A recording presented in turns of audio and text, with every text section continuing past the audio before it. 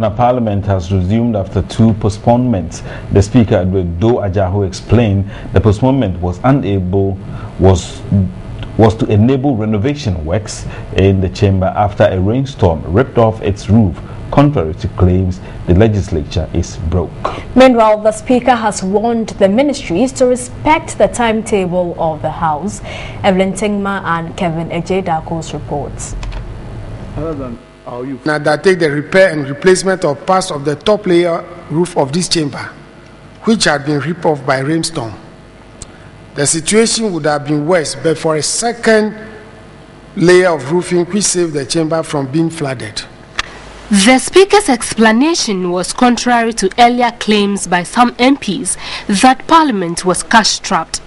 Edward Do Ajaho also indicated, though current sitting might be short, it will be fully packed and entreated members to be punctual. The Speaker asked officials of the various ministries to respect the timetable of the House. The Majority Leader and Deputy Minority Leader both challenged the House to take up the issues on corruption. The stakes are very high and the public is watching us in terms of our attendance, performance, of our parliamentary duties in terms of both quality and quantity. That a number of very topical things have happened and people have been asking what exactly Parliament is doing.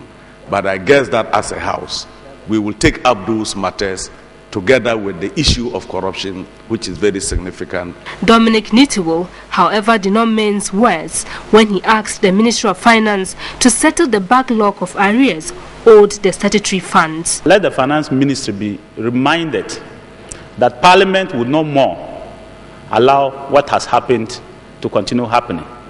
If there are difficulties, they should come to the House and let us know so that we can all help put the situation right. Later in an interview, Majority Chief Whip Muntaka Mohammed Mubarak said the House is likely to sit 5 to 6 weeks. Usually each of them takes a longer period, so to try to concise all within the short period of 5-6 weeks will mean that we need to start on time, like the Mr. Speaker has rightly said. We need to try and be more punctual. So it's going to put some little stress on the whips.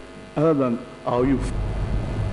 And Parliament has condemned the kidnapping of schoolgirls at Chibok in the Nigerian Borno state by militant group Boko Haram. The issue came up when the House resumed sitting Tuesday, June 11. Evelyn Tingma and Kevin Ejedako's have the report. The MP for Takwa in Swim, Gifty Kusi, said the kidnapping of the 276 female students had touched many hearts and appealed for support to ensure the girls were released. I want to urge Nigeria to do more. I want also to urge all of us parliamentarians to join in the global campaign. It is sad and could have happened to our daughters or nieces. MP for Anyanso Tom Shelley Ayokobotre, however, criticized ECOWAS for lack of action. Unfortunately, ECOWAS has not been able to do anything about it, and that is worrying. Today we are depending on the international community, including the UK and France and other countries, to help us.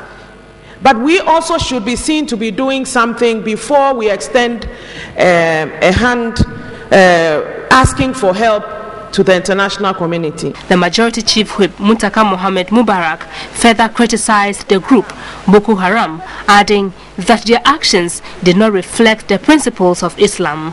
One key principle of wartime in Islam is that during wartime there are some people that the Holy Quran forbids any Muslim to attack. The first are children, second are women, and third are the elderly. So how can anybody claim to be Muslim and abducting a woman, or the worst of it, children? That cannot be Islam.